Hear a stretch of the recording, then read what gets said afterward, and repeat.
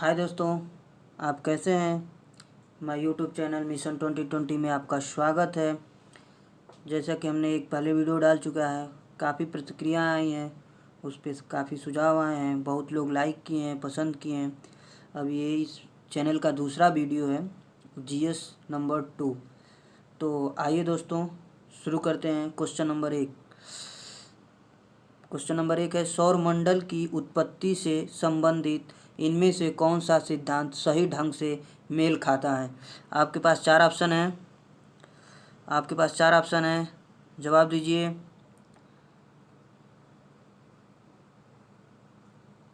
Option number B is the right answer. Option number B is the right answer. ज्वारी hypothesis मेल खा रहा है जेम्स जीन्स और हैरोल्ड जेफरी से। ठीक है, ये बी ऑप्शन सही ढंग से मेल खा रहा है। अब आगे चलते हैं क्वेश्चन नंबर 2 पे। क्वेश्चन नंबर 2, इनमें से कौन सा महाद्वीप सही ढंग से अपनी सबसे बड़ी क्षेत्र से मेल खाता है। सबसे बड़ी क्षेत्र से मेल खाता है। तो दोस्तों बताइए, मेल खाता है। चार ऑप्शन है आपके पास, देखिए। पहला ऑप्शन है एशिया इंडिया, दूसरा अफ्रीका कांगो का लोकतांत्रिक गणराज्य, तीसरा ऑप्शन है उत्तरी अमेरिका संयुक्त राज्य अमेरिका, और चौथा ऑप्शन है दक्षिणी अमेरिका ब्राज़ील।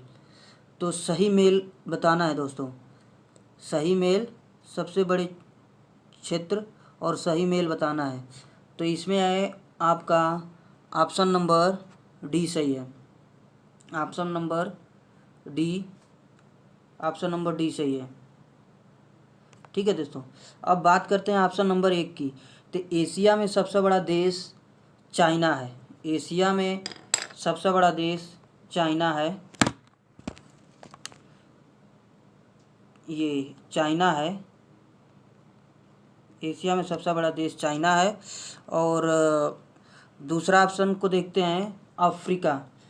तो अफ्रीका की बात करें तो अफ्रीका महाद्वीप में सबसे बड़ा देश अल्जीरिया है।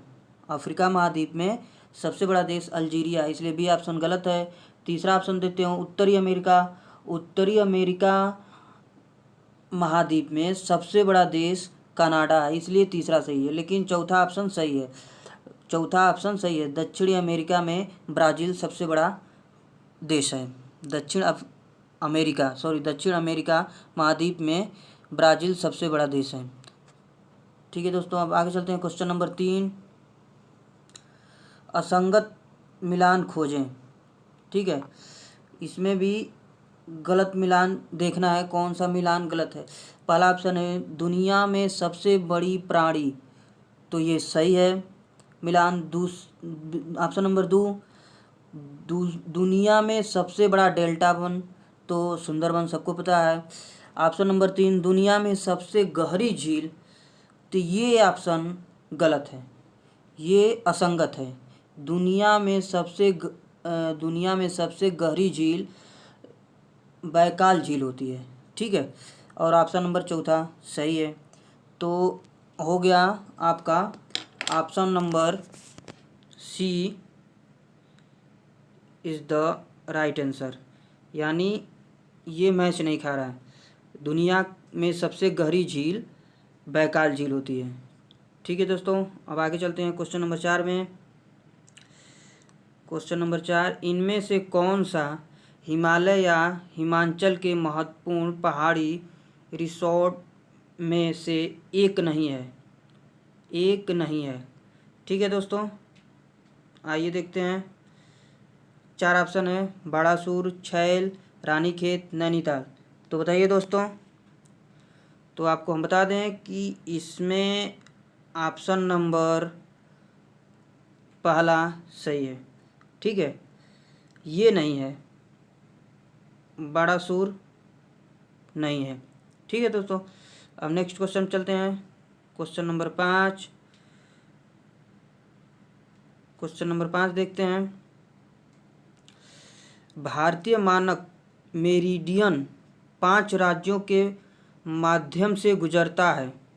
इनमें से कौन सा राज्य 5 राज्यों में से नहीं है? ठीक है, जो हमारी मानक मेरिडियन, भारतीय मानक मेरिडियन है, वो 5 राज्यों से गुजरता है। 4 ऑप्शन दिए हैं, अब बताना है कि वो इन चारों में से कौन सा एक ऑप्शन नहीं है जिससे वो नहीं गुजरती है। तो दोस्तों बताइए। तो आपको हम बता रहे हैं कि ऑप्शन ए सही है, आंध्र प्रदेश से गुजरता है। ठीक है, उड़ीसा से भी गुजरती है। ठीक, छत्तीसगढ़ से भी गुजरती है, और 3 हो गया न गुजरने वाली, यही है बिहार। बिहार से ये नहीं गुजरती है। बाकी 3 आपको पता है, आंध्र प्रदेश, उड़ीसा और छत्तीसगढ़। बचे 2, 5 हैं, 5 राज्य हैं। बचे 2 राज्य और, तो एक राज्य उत्तर प्रदेश है और दूसरा राज्य मध्य प्रदेश है, यूपी और एमपी। तो 5 हो गए, आंध्र प्रदेश, उड़ीसा, छत्तीसगढ़, यूपी और एमपी, 5 हो गए। बिहार ऑप्शन नहीं है। ठीक है सर दोस्तों, आगे चलते हैं। क्वेश्चन नंबर 6, बहुत इजी क्वेश्चन है। संविधान द्वारा विचार की गई लोकसभा की अधिकतम ताकत क्या है? तो ये तो बहुत इजी क्वेश्चन है, मैक्सिमम लोगों को पता होगा। ये इसमें ऑप्शन नंबर डी सही होगा, 552। ठीक, अब चलते हैं क्वेश्चन नंबर 7 में। क्वेश्चन नंबर 7, भारत के संविधान के किस संशोधन अधिनियम में पंचायत राज को एक संवैधानिक निकाय बनाया गया? अब बताइए। 4 ऑप्शन हैं, 4 ऑप्शन देख लीजिए। इसका ऑप्शन को देखिए और ध्यान से देखिए। ऑप्शन को आप लोग ऑप्शन को देखिए ध्यान से। 4 ऑप्शन हैं, देखिए। पहला ऑप्शन 1992 का 73वां संशोधन अधिनियम। दूसरा ऑप्शन 2002 के 86वें संशोधन अधिनियम। तीसरा ऑप्शन 1993 का 74वां संशोधन अधिनियम। और तीसरा, चौथा ऑप्शन 61वां संशोधन अधिनियम। तो इसमें ऑप्शन नंबर ए सही है। ठीक है, ये पंचायत राज को संवैधानिक निकाय, यही ऑप्शन सही है। बात करते हैं इन 3 ऑप्शनों की। तो 2002 के 86वें संशोधन अधिनियम में क्या आया था? शिक्षा का मौलिक अधिकार। इस अधिनियम, इस संशोधन में, 86वें संशोधन में, संविधान में जोड़ा गया था, शिक्षा में मौलिक अधिकार जोड़ा गया था। ठीक है, और 1993 का 74वां संशोधन में जो नगर पंचायत, राज्य पंचायत, ये नगर पंचायत पालिका, ये जो चुनाव होते हैं, इनके सदस्यों का जो निर्वाचन होता है, इन सदस्यों को आरक्षण देने के लिए ये संशोधन लाया गया था। 1989 के 61वें संशोधन अधिनियम में, इसमें मतदान की उम्र पहले 21 वर्ष थी, तो उसको घटा के इन्होंने 18 वर्ष किया। ठीक है, अभी 18 वर्ष ही चल रहा है। तो इसी संशोधन के जरिए 21 से 18 वर्ष किए गए। तो आगे चलते हैं। क्वेश्चन नंबर 8, इनमें से कौन सा भारत में पंचायत राज्य की 3 स्तरीय प्रणाली में एक स्तर नहीं है? 3 स्तरीय प्रणाली। तो 4 ऑप्शन है, तो 3 तो होगा ही होगा, एक कौन सा नहीं है ये आपको पता लगाना है। तो बताइए। ये ऑप्शन नंबर 4, नगर परिषद नहीं है। ठीक है, पंचायती राज में 3 स्तरीय प्रणाली जो है वो ये तीनों है, ग्राम पंचायत, पंचायत समिति और जिला परिषद। ठीक है, नगर परिषद नहीं होता। तो आगे चलते हैं क्वेश्चन नंबर नेक्स्ट 9 नंबर पे। अब देखिए, इनमें से कौन सा भारतीय संविधान की एक महत्वपूर्ण विशेषता नहीं है? जो हमारा देश का संविधान है उसकी एक महत्वपूर्ण विशेषता नहीं है। इनमें से कौन है जो उसको विशेषता नहीं है, महत्वपूर्ण विशेषता नहीं है? तो शुरू से पढ़ते हैं। एक लिखित संविधान, ये सही है क्योंकि हमारा संविधान लिखित है। ये अनुमेय है। अनुमेय का मतलब होता है कि इसमें संशोधित किया जा सकता है। ठीक है, लेकिन यह अनमान्य भी है, जिसे कुछ भागों में यानी इसकी मूल संरचना में संशोधन नहीं किया जा सकता। ठीक है, तो ये भी सही है। यह एकल है, ये भी सही है, क्योंकि ये केंद्र सरकार में अधिक शक्ति होती है संविधान को बनाने में। जो भी परिवर्तन होते हैं वो केंद्र सरकार संसद भवन से ही होता है। ठीक है, चौथा ऑप्शन है, इससे राज्य के राज्यपाल सांसदों और विधायकों के परामर्श से संशोधित किया जाता है। ये ऑप्शन गलत है, ये ऑप्शन गलत है, यही ऑप्शन नहीं होगा। तो दोस्तों चलते हैं आगे 10वां क्वेश्चन पे। जो दोस्त इस चैनल पे नए आए हैं वो मिशन 2020 को सब्सक्राइब कर लें और बेल आइकन को दबा लें, ताकि जैसे ही नई वीडियो का हम पोस्ट करें तो आपको नोटिफिकेशन मिल जाए। तो प्लीज़ मिशन 2020 को सब्सक्राइब करें। चलिए आगे क्वेश्चन नंबर 10 देखते हैं। इनमें से कौन सा कारक नहीं है जो भारतीय संविधान के निर्माण में योगदान देता है? ठीक है, कौन सा कारक नहीं है ये पता करना है। कौन सा कारक नहीं है जो भारतीय संविधान के निर्माण में योगदान देता है? तो देखिए, बाकी तो सब देते हैं, ठीक है, बाकी सब देते हैं, बस एक ऑप्शन नहीं देता है, वो है ऑप्शन नंबर पहला। ऑप्शन नंबर पहला, इससे कोई मतलब नहीं है, संविधान में ये किसी भी प्रकार से योगदान नहीं करता है। ठीक है, ये कोई कारक नहीं है योगदान करने वाला। ठीक है, आगे चलते हैं क्वेश्चन नंबर 11 पे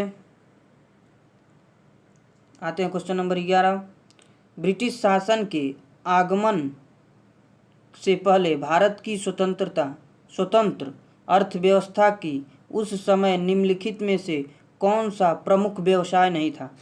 जब ब्रिटिश शासन था, जब वो ब्रिटिश शासन के आगमन से पहले की बात हो रही है, भारत की स्वतंत्र अर्थव्यवस्था की उस समय निम्नलिखित में से कौन सा प्रमुख व्यवसाय नहीं था? तो देखिए, व्यवसाय के रूप में अगर देखा जाए तो कृषि था हमारे पास, खेतीबाड़ी करते थे हम लोग, हस्तशिल्प भी करते थे, निर्माण का भी काम करते थे। ये ऑप्शन नंबर चौथा, ये पर्यटन का यहाँ नहीं था व्यवसाय, भारत में पर्यटन का ये व्यवसाय नहीं था, बाकी 3 व्यवसाय थे। तो आगे चलते हैं क्वेश्चन नंबर 12। क्वेश्चन नंबर 12 में देखते हैं, 1991 की नई उदार आर्थिक नीति के परिचय के साथ भारतीय अर्थव्यवस्था ने इसके अलावा निम्नलिखित सभी के माध्यम से मौजूदा आर्थिक समस्याओं को संबोधित किया। तो किसके अलावा, यही बताना है हमको, ये बताइए आप लोग। 4 ऑप्शन है, औद्योगिकरण, वैश्वीकरण, निजीकरण, उदारीकरण। तो बताइए, इसमें आपका option number 1 is the right answer, ये ऑप्शन सही है। ठीक है, इसमें ऑप्शन नंबर ए सही है। आगे चलते हैं question number 13। Question number 13, question number 13, कुछ भारतीय अर्थशास्त्री ब्रिटिश शासन के दौरान भारत की राष्ट्रीय आय का मूल्यांकन करने का प्रयास करते थे। निम्नलिखित में से कौन अर्थशास्त्री नहीं है? याद रखना, भारतीय अर्थशास्त्री ब्रिटिश शासन के ही दौरान की बात कर रहा है। ठीक है, तो ब्रिटिश शासन के दौरान हम भारत की राष्ट्रीय आय का मूल्यांकन करने का प्रयास करते थे। अभी पूछ रहा है कौन सा अर्थशास्त्री इसमें नहीं है, यहाँ थोड़ा सा देख लीजिएगा, नहीं पूछ रहा है, तो आपको बताइए कौन सा नहीं है। देखिए, ये ऊपर से तीनों लोग थे, दादा भाई, वीके राव, आरसी देसाई थे। ये ऑप्शन नंबर डी, ये नहीं थे। ठीक है, ये अर्थशास्त्री नहीं थे, ये मूल्यांकन नहीं करते थे। ठीक है, ऑप्शन प्रसन्नचंद महालानोबिस। ठीक है, तो आगे चलते हैं क्वेश्चन नंबर 14 पे। ये बैंक से रिलेटेड क्वेश्चन है, आइए देखते हैं क्वेश्चन नंबर 14। क्वेश्चन नंबर 14 में, इनमें से कौन सा बैंक और उसकी टैगलाइन के बीच असंगत मिलान है, असंगत मिलान हमें देखना है, ठीक है, असंगत मिलान है। तो आइए देखते हैं असंगत मिलान। भारतीय स्टेट बैंक जो है उसका टैगलाइन है एक बैंकर टू एवरी इंडियन, ठीक, तो ये सही है, इस भारतीय स्टेट बैंक की यही टैगलाइन है। बात करते हैं देना बैंक की चौथे ऑप्शन में, तो ट्रस्ट फैमिली बैंक ये सही है। कोटक महिंद्रा का भी बात करते थे, ये भी सही है, लेट्स मेक मनी सिंपल। ये पंजाब नेशनल बैंक का जो है टैगलाइन बढ़ती का नाम जिंदगी, ये गलत है। पंजाब नेशनल बैंक का टैगलाइन दूसरा होता है, ये नहीं है। पंजाब नेशनल बैंक का टैगलाइन होता है भरोसे का प्रतीक। पंजाब नेशनल बैंक का टैगलाइन होता है भरोसे का प्रतीक, ठीक है दोस्तों, पंजाब नेशनल बैंक का टैगलाइन होता है भरोसे का प्रतीक। आगे चलते हैं क्वेश्चन नंबर 15। क्वेश्चन नंबर 15 को देखिए, गांधी जी के गांव सर्वोदय के आदर्श ने बताया कि एक आदर्श गांव को कुछ शर्तों को पूरा करना होगा, इनमें से क्या शर्तों में नहीं है। कुछ शर्त होते हैं गांव के, गांधी जी के द्वारा, उसको देखते हैं। जाति व्यवस्था को समाप्त किया जाना चाहिए, पहला ऑप्शन। दूसरा ऑप्शन, भाईचारे की भावना विकसित करने के लिए पूजा का स्थान एक दूसरे के बगल में बनाया जाना चाहिए, ठीक है। तीसरा ऑप्शन इसमें धर्मशाला और एक छोटा डिस्पेंसरी होना चाहिए। चौथा ऑप्शन, यह भोजन और कपड़ों के मामलों में आत्मनिर्भर होना चाहिए। तो बताइए इसमें जो ऑप्शन शर्तों में नहीं खाता है, ये ऑप्शन नंबर बी, ठीक है, ये शर्त में नहीं था। गांधी जी के आदर्श गांव के शर्त में ये चीज़ नहीं थी, ऑप्शन नंबर बी में जो लिखा हुआ है ये चीज़ नहीं थी, ठीक है। अब आगे चलते हैं क्वेश्चन नंबर 16। कुछ महत्वपूर्ण घटनाएं और तिथियां जिनमें 2018 में मनाया गया था, इनमें से कौन सा सही मिलान नहीं है। देखिए ध्यान दीजिएगा, सही मिलान नहीं पूछ रहा है, थोड़ा ध्यान दीजिएगा, सही मिलान नहीं पूछ रहा है। तो आइए देखते हैं, सही मिलान नहीं, तो अंतर्राष्ट्रीय योग दिवस ये तो सही है, 21 जून को मनाया जाता है।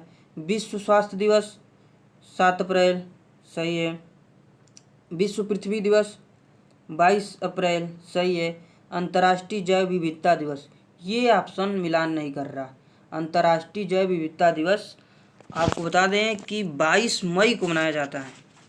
अंतर्राष्ट्रीय जैव विविधता दिवस 22 मई को मनाया जाता है, जबकि 1 मई जो इसमें दिया है, 1 मई को मजदूर दिवस मनाया जाता है, ठीक है। तो इसलिए ये मिलान नहीं कर रहा है। तो अंतर्राष्ट्रीय जैव विविधता दिवस 22 मई को और 1 मई को मजदूर दिवस, ठीक है। आगे चलते हैं क्वेश्चन नंबर 17 पे। क्वेश्चन नंबर 17 में देखिए, मार्च 2018 में भारत में पहला मेगा फूड पार्क का उद्घाटन किया गया था, यह निम्नलिखित में से किस स्थान पर स्थित है। 2018 की बात है, ये पहला मेगा फूड पार्क का उद्घाटन किया गया था। तो बताइए, 4 ऑप्शन है, गुजरात, आंध्र प्रदेश, राजस्थान और पश्चिम बंगाल। बताइए कौन सा ऑप्शन सही है। Option number C, Rajasthan, option number C सही है, ठीक है दोस्तों। अब आगे चलते हैं क्वेश्चन नंबर 18 पे। कृषि उत्पाद बेचने के लिए एक नया मंच भारत सरकार द्वारा शुरू किया गया है, इस नए मंच को दिया गया नाम क्या है। जो भारत सरकार द्वारा कृषि उत्पाद को बेचने के लिए एक नया मंच जो भारत सरकार ने शुरू किया है, उसी का नाम पूछ रहा है। तो 4 ऑप्शन है, ई रकम, ई सेवम, ई बिक्री, ई सेल। तो आप बताइए कौन सा ऑप्शन सही है। तो ऑप्शन नंबर 1 सही है, ठीक है दोस्तों, यही मंच दिया गया है, ई रकम, ठीक है। अब आगे चलते हैं क्वेश्चन नंबर 19। सही मिलान करना है, फिर से ध्यान से देखिएगा, हर पेपर में सही मिलान वाला क्वेश्चन ज़रूर आता है, इसको ध्यान रखिएगा। बहुत लोग कन्फ्यूज न होइएगा, सही सही मिलान करना है। चलते हैं आगे, चलते हैं। सही मिलान करना है, ठीक है। तो माइक्रोवेव ओवन, माइक्रोवेव ओवन सही मिलान करना है, ठीक है। 3 ठो गलत मिलान है, 1 ठो सही है। तो बताइए कौन सा सही है। तो दोस्तों पहला ही मिलान जो है वो सही है। ये माइक्रोवेव ओवन का पारसी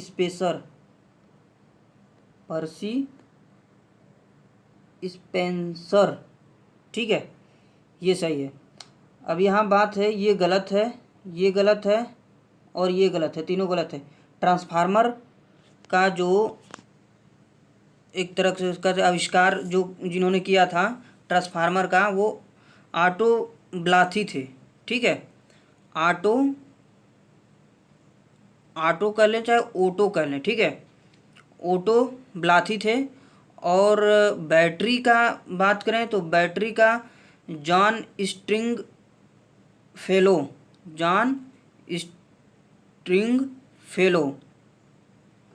और वेनियर कैलिपर्स के बारे में बता दें तो जो वेनियर कैलिपर्स हैं, यहाँ देखिए ऑप्शन में एक और दिया हुआ है, पियारे वेनियर, ठीक है। तो वेनियर कैलिपर्स के जो आविष्कारक थे ये थे पियारे वेनियर नाम से। वेनर ये देख लिए, कैलिपर्स के हिसाब से नाम मिल रहा है, तो इन्हीं के नाम पे ये इंस्ट्रूमेंट का नाम पड़ा था, ठीक है। दोस्तों आगे चलते हैं क्वेश्चन नंबर 20 पे। और इस वीडियो का लास्ट क्वेश्चन है दोस्तों, जो इस चैनल पे नए हैं मिशन 2020 पे, इस चैनल को सब्सक्राइब करें और बेल आइकन को प्रेस करें ताकि जैसे वीडियो हम डालें उनका नोटिफिकेशन मिल जाए, ठीक है। दोस्तों अब बात करते हैं क्वेश्चन नंबर 20। अस्थायी रूप से संग्रहित डेटा के लिए उपयोग किया जाने वाला शब्द क्या है। जो अस्थायी रूप से डाटा संग्रहित होता है उसको किस शब्द से बोला जाता है, किस शब्द से उपयोग किया जाता है। अस्थायी, याद रखिएगा, अस्थायी की बात कर रहा है, अस्थायी की नहीं, अस्थायी। ये थोड़ा देख लीजिएगा, अस्थायी की बात कर रहा है। तो इसमें ऑप्शन नंबर आपका बी सही हो जाएगा, कैश डेटा इसका ऑप्शन अस्थायी रूप से संग्रहित डाटा का उपयोग किया जाने वाला शब्द है, इसी में अस्थायी रूप से संग्रहित किया जाता है, ठीक है दोस्तों। तो अब मिशन 2020 में 20 क्वेश्चन ख़त्म हो गए हैं दोस्तों। जो इस चैनल पे नए हैं वो मिशन 2020 को सब्सक्राइब कर लें, क्योंकि मिशन 2020 के कई चैनल हैं, लेकिन याद रखिए मिशन इस 2020 का चैनल का जो लोगो है वो ऐसे है, मिशन का यम है और नीचे यहाँ 2020 लिखा हुआ है, ये लोगो है 2020। तो आप इसी चैनल को सब्सक्राइब करें, बेल आइकन को प्रेस करें और इस वीडियो को देखें और खुद से ट्राई करें कि कितने क्वेश्चन सही हैं, और कमेंट बॉक्स में ये बताएं कि आपके इस 20 क्वेश्चन में से कितने क्वेश्चन सही हैं।